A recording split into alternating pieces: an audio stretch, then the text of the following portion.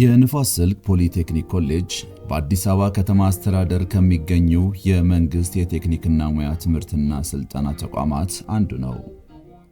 አመሰራረቱም በ1962 ዓ.ም በሁለተኛ ደረጃ ትምህርት ቤትነት በአዲስ አበባ ከተማ በንፋስ ስልክ ላፍቶ ክፍለ ከተማ በወረዳ 7 በ96000 ካሬ ሜትር ላይ ተመሰረተ።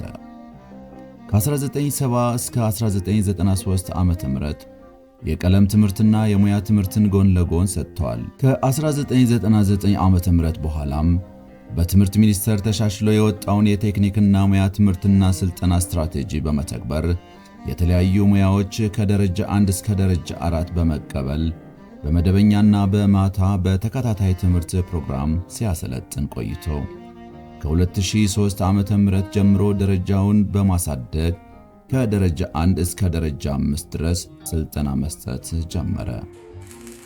ኮሌጁ ከተመሰረተበት ጊዜ ጀምሮ በስልጠና ዘርፍ ተደራሽነትን፣ ፍትሃዊነትን፣ አግባብነትንና ጥራትን በማሳደግ በርካታ ስራዎችን በማከናወን ለከተማው እድገት የበኩሉን ድርሻ አበርክተዋል።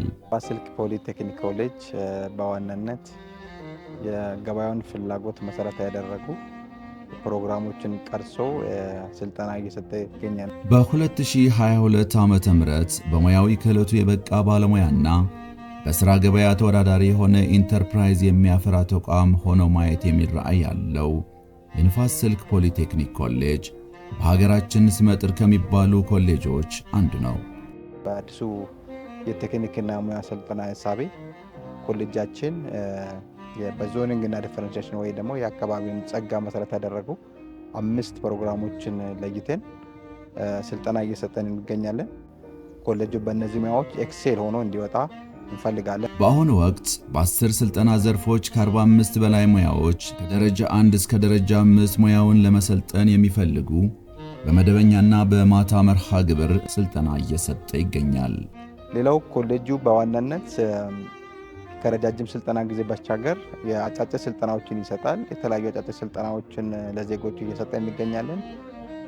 ለምሳሌ ወደ ሀረር ሀገር የሚሄዱ በተለይ በሆቴል እና በተለያዩ ሙያዎች አጫጭር ስልጠናዎችን እየሰጠን እያሰለጠንን ሰርቲፋይ እያደረግን ወደ ውጭ ሀገር እንዲሄዱ እየተደረገ ይገኛል።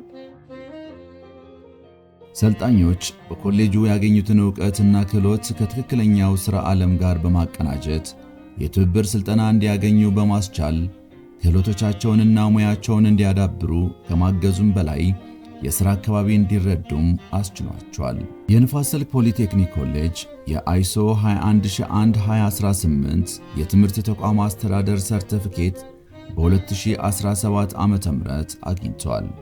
እንደ ኮሌጅ የተለያዩ ስራዎችን እየሰራ እንገኛለን። ለምሳሌ ለአሰልጣኞቻችን ዲጂታላይዜሽን ላይ ስልጠና የመስጠት ኢቭን አሁን የተለያዩ የብሌንድ ለርኒንጎችን ኢምፕሊሜንት እንዲሆኑ ኢለርኒንጎች ኢምፕሊሜንት እንዲሆኑ ከዚህ ባሻገር ለምሳሌ ኮሌጁ ኢምፕሊሜንት እያደረገ ያለው የዋን ካርድ ሲስተም ኮሌጁ ዘመኑን የዋጁ የዲጂታላይዜሽን ስራዎችን ለመተግበር ይረዳ ዘንድ ስልጠናዎችን በዘመናዊ የሲሙሌሽን መሳሪያዎችና የኢንተራክቲቭ ቦርዶችን በመታገዝ እያሰለጠነ ይገኛል።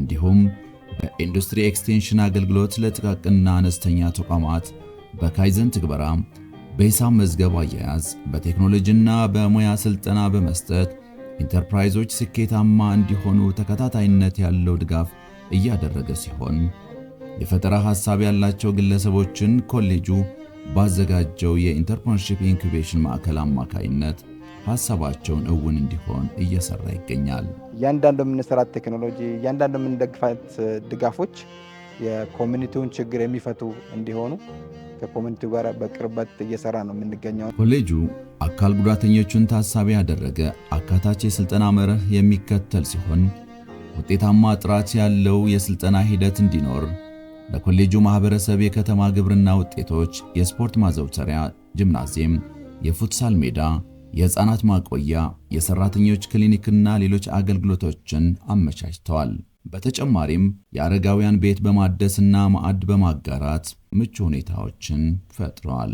በዞኒንግ እና ዲፈረንሺዬሽን በ5 ሙያዎች በጋርሜንት፣ በማኑፋክቸሪንግ፣ በሆቴል፣ በአውቶሞቲቭ እና በኤሌክትሪክና ኤሌክትሪሲቲ በዚህ ዙሪያ ላይ ያሉ የፕራይቬት ካምፓኒዎች ከኛ ጋር መስራት ይችላሉ ብዬ አስባለሁ። ኮሌጁ ከግል ድርጅቶችና አልሚዎች ጋር በግልና በመንግስት አጋርነት የሚያከናውናቸው በርካታ ተግባራት ያሉት በመሆኑ ወደፊትም እንዲህ ያሉትን ተግባራት ከሌሎች አጋር ድርጅቶች ጋር አጠናክሮ የሚቀጥል መሆኑን ይገልጻል።